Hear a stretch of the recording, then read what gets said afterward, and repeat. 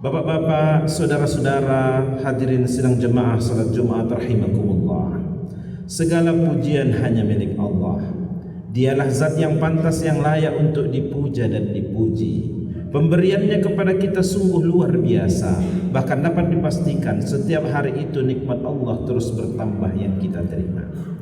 Nikmat yang terus bertambah setiap hari yang kita terima. Semestinya setiap hari itu bertambah ibadah kita, meningkat amal solehnya, bertambah kuat iman dan takwanya. Kalau setiap hari nikmat Allah terus bertambah yang kita terima, tetapi setiap hari menunjukkan amal ibadah kita berkurang, amal solehnya menurun, iman dan takwanya menipis, berarti ada tanda-tanda. Ada fenomena dalam diri kita yang Allah istilahkan dengan tanda-tanda fenomena kufur nikmat. Akar dari perkataan kufur nikmat dari kata kafaro, orangnya disebut kafir. Bukan artinya ia tidak lagi menyembah Allah. Bukan maknanya bahwa telah bertukar ideologinya. Bukan. Dia masih Islam, dia masih menyembah Allah. Tetapi hakikat kufur nikmat adalah tidak semakin dekat dengan yang memberi nikmat. Itu sebabnya Allah mengecam mereka-mereka yang terus diberi nikmat oleh Allah tetapi tidak semakin dekat dengan yang memberi nikmat, yaitu Allah Subhanahu wa taala.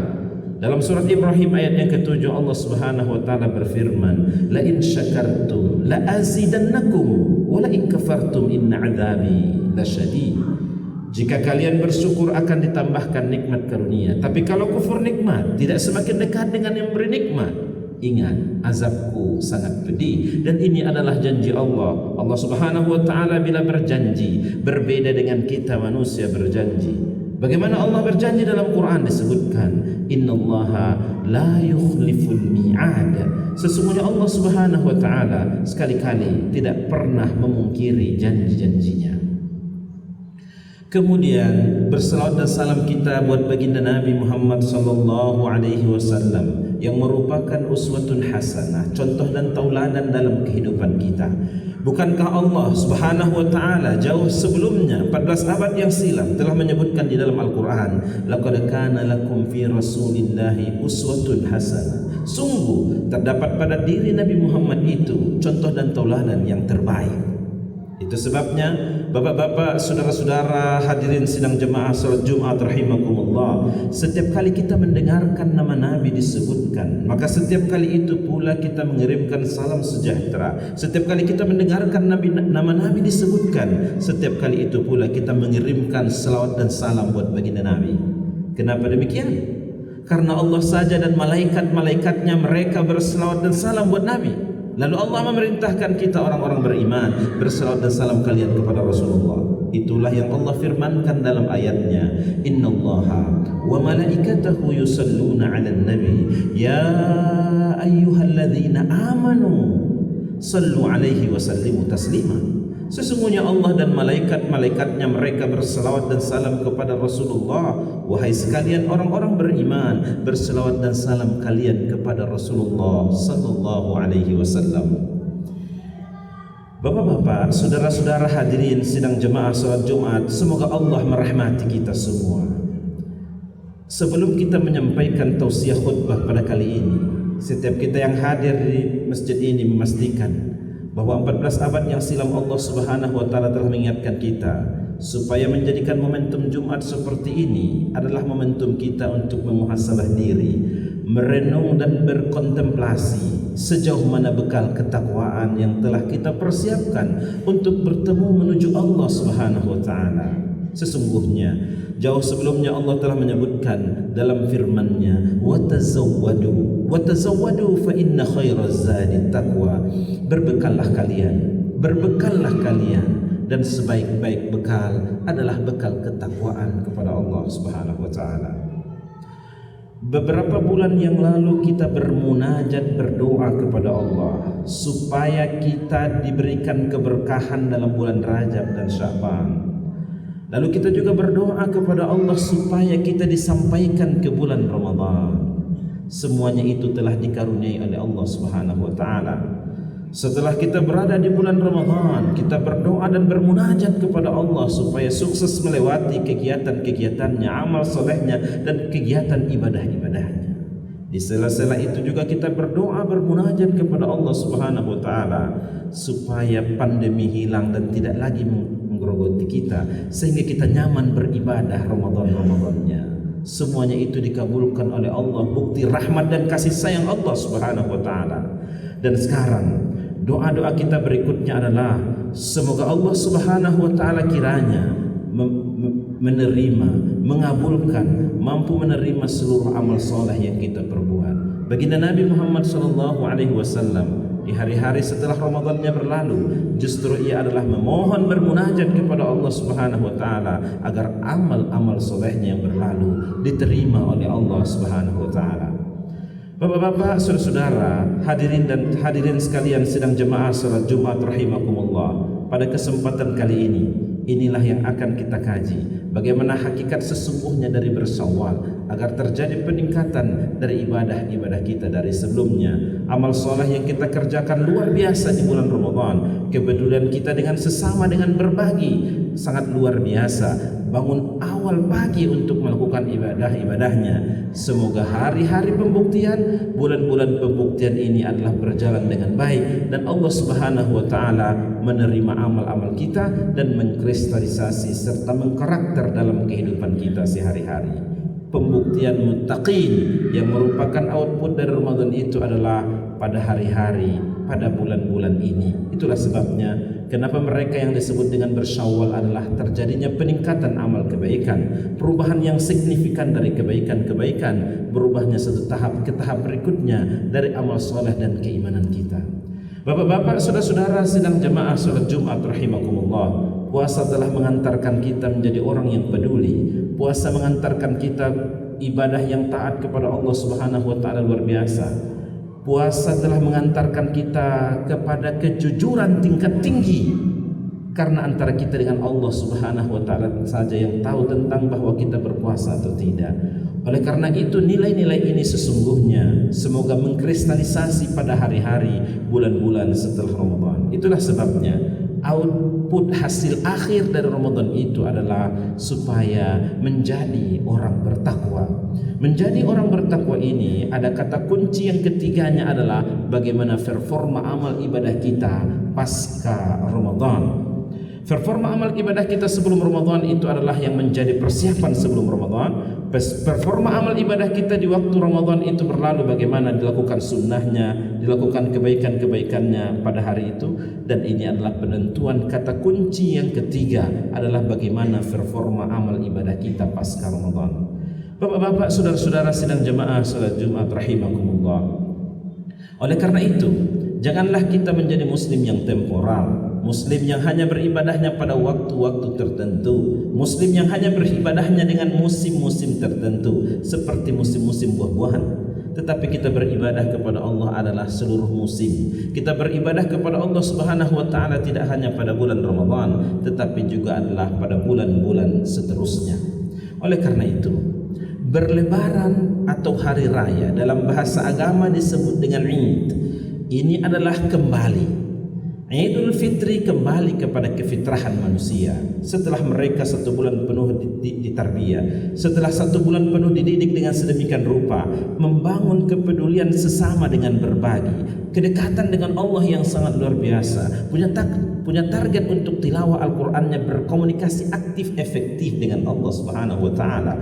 Salat dengan sangat luar biasa. Tidak hanya mereka mengerjakan yang wajib-wajib, tetapi juga adalah mengerjakan yang sunnah-sunnah sebagai bukti approach pendekatan kita kepada Allah Subhanahu wa taala. Bapak-bapak, saudara-saudara sidang jemaah salat Jumat rahimakumullah, maka setelah itu mereka disebut kembali kepada kesuciannya.